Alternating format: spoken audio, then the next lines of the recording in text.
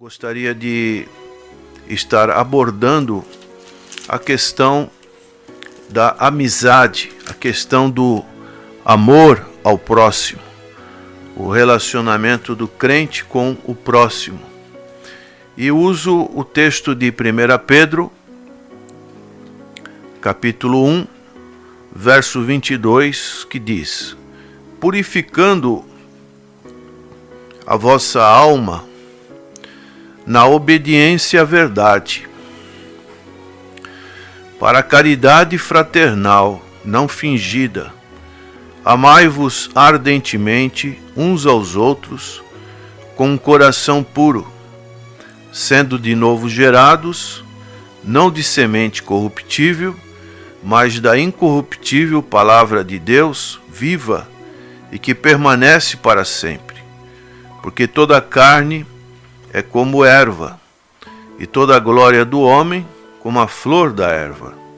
Secou-se a erva e caiu a sua flor, mas a palavra do Senhor permanece para sempre.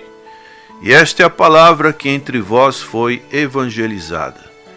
Deixando, pois, toda a malícia, e todo engano, e fingimentos, e invejas, e todas as murmurações, desejai afetuosamente, como meninos novamente nascidos, o leite racional, não falsificado, para que por ele vades crescendo, se é que já provastes que o Senhor é benigno. Até o verso 3 do capítulo 2. Então aqui encontramos o apóstolo Pedro falando com respeito à salvação. Se temos a convicção da nossa salvação, que foi realizada por Cristo ali na cruz do Calvário, e através deste fato reconhecemos que somos pecadores e que somente o sangue de Cristo pode nos purificar deste pecado, trazendo-nos o perdão dos pecados e trazendo-nos a justificação, não por obras, mas através da obra que Jesus realizou na cruz do Calvário. Senão, o mérito seria nosso, mas e daí não haveria necessidade de Jesus Cristo ser colocado ali na cruz do Calvário, e principalmente quando ele disse: tudo está consumado. Toda aquela prefiguração do Antigo Testamento estava sendo realizada agora por aquele que seria o Cordeiro de Deus que tira o pecado do mundo. De maneiras que essa salvação, Pedro está falando a respeito neste capítulo 1, uma salvação que inquiriram e trataram diligentemente, ele fala, os profetas que profetizaram da graça que vos foi dada. Então, esses profetas que nós podemos ver no Antigo Testamento, eles trataram disso, mas eles não tinham uma definição do tempo, ou que ocasião do tempo o Espírito de Cristo que estava neles indicava anteriormente, testificando os sofrimentos que a Cristo haviam de vir e a glória que se lhes havia de seguir. Então foi algo que podemos dizer esteve oculto na antiga aliança e que agora, na plenitude dos tempos, Deus se revela através do seu Filho amado, entregando-o na cruz do Calvário para assim fazer uma nova aliança. Então, se temos essa nova aliança em nossos corações, Pedro está dizendo, está falando que esta salvação, ela tem um processo de crescimento. Não pode ser algo estagnado, como muitos pensam. Temos visto muitos serem conduzidos à verdade do Evangelho, a a condição de membresia através do batismo nas águas, mas depois disso não há um outro desenvolvimento. E isto fica bloqueado na vida das pessoas para que esta graça, que é a força de Deus, que Deus nos concede graciosamente, a palavra graça é favor imerecido para as nossas vidas, ela fique sem ação. É como um poder que está à nossa disposição, mas que nós não sabemos manusear, não sabemos usar. E então precisamos conhecer a vontade de Deus, que é revelada através das Sagradas Escrituras, e Pedro está falando que este crescimento visa a santificação dessa salvação, que é possível sim nós estarmos convictos de que em Cristo nós somos salvos da ira de Deus, da condenação deste mundo, porque Cristo cumpriu por nós, como nosso substituto, todos os requisitos exigidos pela lei, e nascido de mulher, daquilo que o pecado trouxe sobre a humanidade, o Senhor Jesus Cristo, ele cumpriu fielmente, e nós, através da fé em Jesus Cristo, nós cremos que ele é o Filho de Deus e que agora nós estamos justificados. E se estamos justificados, estamos em paz com Deus por intermédio de nosso Senhor e Salvador Jesus Cristo. E Pedro está dizendo que o processo seguinte seria a santificação. Paulo também fala isso em Romanos capítulo 5. E depois da santificação vai vir o que chamamos da glorificação. Então a salvação é um processo contínuo que devemos almejar. A palavra de Deus diz: ser fiel até a morte, dar-te-ei a coroa da vida. Não é um processo que a pessoa para. Quem para na caminhada cristã pode retroceder, pode se desviar. Isso é muito perigoso e nós precisamos estarmos atentos. E como sabemos que nós estamos nesse processo de santificação, algo que está ocorrendo nas nossas vidas, isso é realizado através dos nossos comportamentos, através dos chamados frutos que podemos dar se temos realmente uma fé verdadeira na pessoa do Senhor Jesus Cristo. Nossos pensamentos, nossas atitudes, elas vão corroborar com aquilo que nós temos como verdade na nossa vida. E é sobre isso que Pedro está dizendo: purificando a vossa alma na obediência à verdade. Então a palavra de Deus, ela tem a graça de nos purificar. Purificar do quê? De nos despojar do nosso velho homem e agora sermos revestidos de um novo homem, como diz o verso 23, sendo de novo gerados, não de semente corruptível, algo que é próprio do mundo, mas da incorruptível, pela palavra de Deus, viva e que permanece para sempre. Essa palavra, ela vai agindo no nosso interior e ela é direcionada pelo Espírito Santo de Deus, que agora habita no nosso coração. Ele vai havendo um choque entre o velho homem e agora o novo homem, que é gerado dessa palavra viva, uma palavra que permanece, uma palavra que é incorruptível.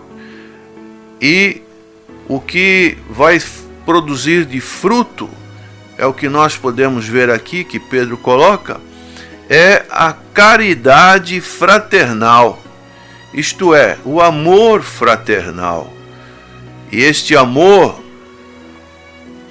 não é um cumprimentozinho que muitas das vezes podemos dar para algum irmão que passa por nós e nós fazemos uma espécie de protocolo, aquele protocolo de dar um sorriso, dar um cumprimento, a paz do Senhor, e simplesmente uma formalidade.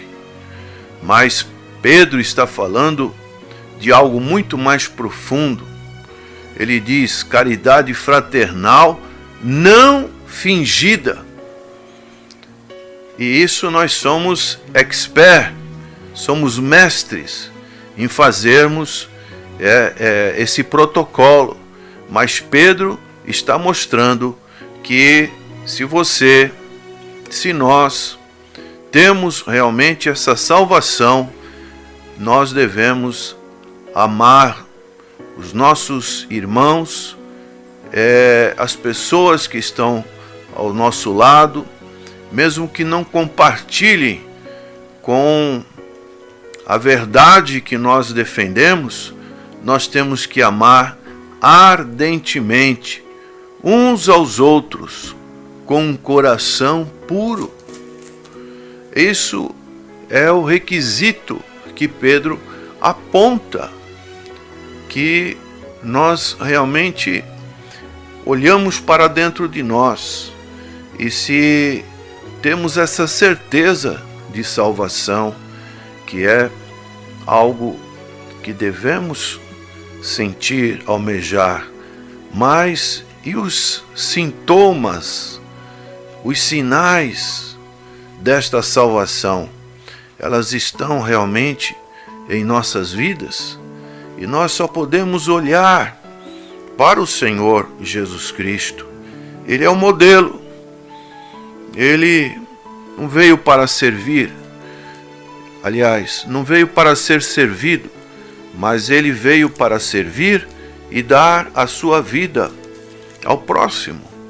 E ele diz em João capítulo 13, verso 34, um novo mandamento vos dou,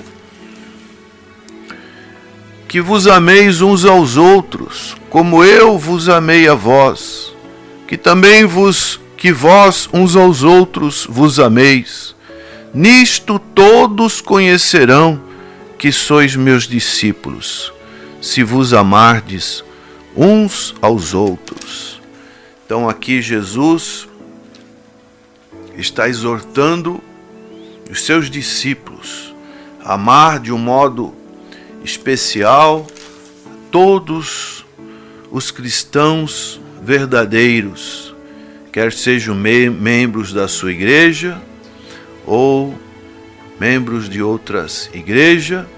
Isto, então, é algo que nos é colocado diante da palavra do Senhor, para que possamos realmente sermos reconhecidos como discípulos do Senhor Jesus Cristo. É isso que Paulo, que o Senhor Jesus está dizendo, e que Paulo também, lá em Romanos capítulo 12, verso 10, o apóstolo Paulo, nessa epístola, ele fala no verso 9, o amor seja não fingido. É a mesma palavra que Pedro fala. A caridade fraternal não fingida. E nós sabemos que é tão fácil, né? Quantas pessoas no teatro da vida são atores com relação a esse protocolo de um sorriso, de um abraço, de um cumprimento mais afetuoso, mas, infelizmente, não transparece essa salvação que o Senhor Jesus Cristo oferece, que Pedro está colocando nessa primeira epístola. E ele fala, Paulo, em Romanos 12, aborrecei o mal e apegai-vos ao bem, amai-vos cordialmente uns aos outros, com amor fraternal. Este amor fraternal é um amor filial no grego, um amor de ajuda. E ele diz, preferindo-vos em honra uns aos outros. Então, todos os que se dedicam ao Senhor Jesus Cristo pela fé, também devem dedicar-se mútuo amor uns aos outros, como irmãos em Cristo Jesus. O apóstolo Paulo ainda diz, 1 Tessalonicenses capítulo 4, verso 9, quanto, porém, à caridade fraternal, não necessitais de que vos escreva, visto que vós mesmos estáis instruídos por Deus, que vos ameis uns aos outros, porque também já assim o fazeis para com todos os irmãos que estão por toda a Macedônia. Exortamo-vos, porém, a que ainda nisto continueis a progredir cada vez mais. E nós sabemos, prezado ouvinte, você que nos assiste pelo Facebook, que as maiores tragédias aconteceram entre os irmãos. Vemos a narrativa bíblica da criação do homem, no caso de Caim e Abel. Caim, por ciúmes, matou o seu irmão. Nós vemos depois na história de José do Egito, sendo vendido como escravo pelos seus próprios irmãos. E nós vemos também Paulo escrevendo, por exemplo, na epístola aos Filipenses, ele fala sobre duas mulheres para que pensem concordemente. Ele fala isso em Filipenses capítulo 4. Portanto, meus amados e muito queridos irmãos, minha alegria e coroa, estai assim firmes no Senhor, amados. E ele sabe que uma das coisas que mais prejudicam a obra do Senhor é quando há ruptura entre os irmãos, a divisão entre os irmãos. Isso fragiliza, enfraquece o corpo de Cristo. E ele, iniciando esse capítulo, ele fala no verso 2, rogo a Evódia e rogo a Sintique, que sintam o mesmo no Senhor. Olha só, ele está dizendo que os sentimentos que afloram do interior de uma pessoa convertida, uma pessoa que tem o Evangelho, uma pessoa que passa por esse processo de santificação, ela deve amar, deve se esforçar de todos os jeitos. E ele diz mais, e peço-te também a ti, meu verdadeiro companheiro, que ajudes essas mulheres que trabalharam comigo no Evangelho, e com Clemente e com os outros cooperadores cujos nomes estão no livro da vida. Então Paulo estava preocupado com esta situação que ocorria ali naquela igreja. Daí nós deixamos nesta manhã para que você possa refletir de como está a sua vida com Deus, Não basta dizer que você é salvo, mas o Senhor Jesus disse: pelos frutos vos conhecereis. E nós somos gerados de uma semente incorruptível.